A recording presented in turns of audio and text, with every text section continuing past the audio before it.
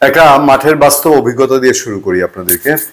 সেটা হচ্ছে 2018 সালের 8 ফেব্রুয়ারি, 8ই তো নাকি 5, আচ্ছা যাই হোক, বিএনপি চেয়ারপারসন খালেদা জিয়া যেদিন জেলে যাচ্ছিলেন সেদিন আমি একটা ডকুমেন্টারি কাজ করছিলাম বর্তমান বঙ্গবন্ধু শেখ মুজিব মেডিকেল বিশ্ববিদ্যালয়ে। সেখানে তার কনভোকেশন ছিল, কনভোকেশনের সেই ইউনিভার্সিটি ডকুমেন্টারি কাজ চলছিল। আমার সঙ্গে একজন ক্যামেরা পার্সন কাজ করছিলেন, ডাইহার্ড বিএনপির সমর্থক। তো হঠাৎ আমার মনে হলো যে আজকের এই দিনে আমি কর্মব্যস্ত, সেই দিন বেগম খালেদা জেলে যাচ্ছেন, আমি একটু বিএনপির ভেতরকার খোঁজ খবরটা জানার চেষ্টা করি, তাদের ভেতরে আসলে রাজনীতি কি হচ্ছে, তারা কিভাবে নিচ্ছেন। এর আগে অনেক কন্টেন্টে পূর্ণিয়ার খোঁজ ফেসবুক পেজ এবং ইউটিউব চ্যানেল এবং পূর্ণিয়ার খবরের ঘরে আমি আমার এই অভিজ্ঞতাটা আমি শেয়ার করেছি। আমি ছুটে গেলাম ইউনাইটেড হসপিটালে, বিএনপির একদম কোরে হার্ড পয়েন্টে থাকেন একজন মানুষ। আমি তার নাম পরিচয় এই মুহূর্তে বলতে চাই না, কারণ বললে তিনি বিপদে পড়বেন। আমি যাওয়ার সাথে আমার মনে হলো তিনি বিমর্ষ থাকবেন, কারণ আমার সাথে যে ক্যামেরাম্যান উনি তখন কান্না করছিলেন। মা মা তারা বিএনপি নেতৃবৃন্দ, বিএনপি কর্মীরা জানেন খালেদা জিয়াকে মা ডাকেন, বেগম খালেদা জিয়াকে। তো সেরকম একটা মনে হচ্ছিল যে বিএনপির ভেতরে বোধহয় সেরকম একটা করুণ ছাপ কিছু পাবো। কিন্তু ইউনাইটেড হসপিটালের ক্যান্টিনে গিয়ে আমি দেখলাম যে একটু বিস্মিত ওই মানুষটি যার সঙ্গে আমি দেখা করতে গেছি, বেশ হাস্যোজ্জ্বল ফুরফুরে মেজাজে আমাকে বললেন, কি কি জানতে এসছেন? আমি বললাম যে কি অবস্থা, আপনাদের রিয়াকশন কি দলের ভিতরে? ভাই, আজকের দিনের মধ্যে দিয়ে জিয়া পরিবারের রাজনীতিতে প্যারেক পড়লো। বিএনপির ভেতরে এরকম ধারণা ছিল তারেক রহমান হয়তো আর ফিরতে পারবেন না। তারেক রহমান শারীরিকভাবে তখন অসুস্থ ছিলেন অনেকটাই, তখন পুরোপুরি সুস্থ হন নাই। তার নেতৃত্ব নিয়ে বিএনপির ভেতরে ডিবেট ছিল, মুখে না বললেও নানান চ্যালেঞ্জ ছিল। এরকম পরিস্থিতিতে তারা বলছেন যে জিয়া পরিবারের রাজনীতি খতম, হয়তো অন্য কেউ দলে আসবেন। বিশ্বাসও করতে পারেনি কিভাবে রিব্যাক করবে বিএনপি। একই অবস্থা যদি বলি আওয়ামী লীগের রাজনীতিতে, বঙ্গবন্ধু শেখ মুজিবুর রহমান যখন মারা গেলেন তখন 2 কন্যা শুধু। বাংলাদেশের রাজনীতিতে এখনো বিএনপির উত্তরসূরি বেগম খালেদা জিয়া বা জাইমা রহমান, যাই চিন্তা করেন, আপনার শেখ হাসিনা, শেখ রেহানা, ওই পুরুষতান্ত্রিক একটা মনোভাব আছে যে নারী নেতৃত্ব মানি না, পুরুষ নেতৃত্ব লাগবে, তাহলে বাংলাদেশ ভালো হবে, এরকম একটা মাইন্ড সেট আপ অনেকের মধ্যে আছে। এই সংখ্যাটা বড় সংখ্যক।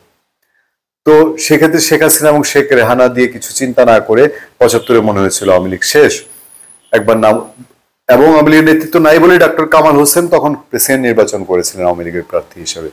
ভরাডুবি হয়েছিল বিচারপতি সত্তারের কাছে। যাই হোক, কিন্তু আওয়ামী লীগ আস্তে আস্তে সেই শেখ হাসিনাকেই তুলে আনলো দলের ঐক্য রাখার জন্য। এখন বিএনপি যদি বেগম খালেদা জিয়ার শারীরিক যে অবস্থা, তারেক রহমানের আশা পথ আছে, আসলে অপ্রতিরোধ্য এক শক্তি নিশ্চিতভাবেই, কিন্তু তার ভবিষ্যতে কি হতে পারে বেশ কিছুদিন ধরে এটা আলোচনায়। আমরা এর আগের কন্টেন্টে আপনাদের বলেছি যে আমার প্রয়াত জাফরুল্লাহ চৌধুরীর কথা মনে পড়ে যায়। তিনি সবসময় বলতেন যে বিএনপির যে অবস্থায় দলকে সামনে একেবারে বড় বড় চ্যালেঞ্জ নেওয়ার জন্য জাইমা রহমানের সামনে আসা উচিত, এবং তার রাজনীতিতে মেলা হাতে খড়ি হচ্ছে। এবার যখন যুক্তরাষ্ট্রের আমেরিকার ডোনাল্ড ট্রাম্পের কথিত দাওয়াত, যেটি বিএনপি মিডিয়া সেল কিছুটা ভুল করেছিল, সেই দাওয়াত নিয়ে তারেক রহমানকে দাওয়াত দিয়েছেন মির্জা ফখরুল, আমির হোসেন মাহমুদ চৌধুরী দাওয়াত দিয়েছেন, এরকম একটা প্রচার হয়েছিল। কিন্তু দাওয়াতটি আসলে হয়েছিল কিন্তু ডোনাল্ড ট্রাম্পের পক্ষে না, ওই যে মর্নিং প্রেয়ার ব্রেকফাস্ট, সেখান থেকে সেই কর্তৃপক্ষের মাধ্যমে হয়েছিল। সেখানে তারেক রহমানের প্রতিনিধি হিসেবে যাচ্ছেন তার মেয়ে জাইমা রহমান। সবগুলো পত্রপত্রিকায় নিউজটি এসছে। তার আগে আমি একটু আপনাদেরকে জানিয়ে দিতে চাই, অনেক জায়গায় এই আলোচনা জোরদার যে জাইমা রহমানকে বিএনপি পরবর্তীতে হাল ধরছেন কিনা। আমাদের সামনে একটি খবর আছে আমাদের সময়ের, পুরনো খবর, কিন্তু বলা হচ্ছিল রাজনীতিতে হাতে খড়ি নিচ্ছেন জাইমা রহমান। এই খবরটি আগে জানাই, যেখানে আলোচনা আছে ন্যাশনাল প্রেয়ার ব্রেকফাস্ট অনুষ্ঠানে বিএনপি ভারপ্রাপ্ত চেয়ারম্যান তারেক রহমানের পরিবর্তে অংশ নেবেন তার কন্যা ব্যারিস্টার জাইমা রহমান। তার এই কর্মসূচিতে অংশ নেওয়ার বিষয়টি নিয়ে রাজনৈতিক মহলে গুঞ্জন উঠেছে। এবার কি সক্রিয়ভাবে রাজনীতিতে আসছেন তারেক কন্যা জাইমা, যদিও তার রাজনীতিতে পা রাখার বিষয়টি নিয়ে দল থেকে স্পষ্ট ধারণা পাওয়া যায়নি। যাই হোক, তারপর বলা হচ্ছে 5 ফেব্রুয়ারি যুক্তরাষ্ট্রের ওয়াশিংটন ডিসিতে অনুষ্ঠিত হচ্ছে যাওয়া ন্যাশনাল প্রেয়ার ব্রেকফাস্টের অনুষ্ঠানে বিএনপির 3 শীর্ষ নেতা আমন্ত্রণ পেয়েছেন, সেখানে জাইমা রহমান যাচ্ছেন। এই ব্যাকগ্রাউন্ড দেওয়া হয়েছে, অনেক পুরনো একটি আয়োজন, আমেরিকা এটা সবসময় হয়, বিভিন্ন শ্রেণী পেশার মানুষজন যান, তাদের মধ্যে কিছু ইন্টারাকশন হয়।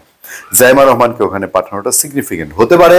তারেক রহমানের এখন যুক্তরাজ্যের বাইরে মুভমেন্টে অনেক বিষয় চিন্তা করার আছে, কিন্তু জাইমা রহমানের যাওয়াটাও রাজনীতিতে যে উল্লেখযোগ্য, এবং জাইমা রহমান বিএনপির হাল ধরলে পরে বিএনপির নেতৃত্বে বা বিএনপির তৃণমূলে বা বিএনপির অন্য জায়গা থেকে কোনো চ্যালেঞ্জ আসবে না, এটা নিঃসন্দেহে বলা যায় কিনা। ধন্যবাদ সবাইকে, ভালো থাকবেন, সুস্থ থাকবেন। আপনাদের সাথে সবসময় আমি আতিক রহমান, পূর্ণিয়া।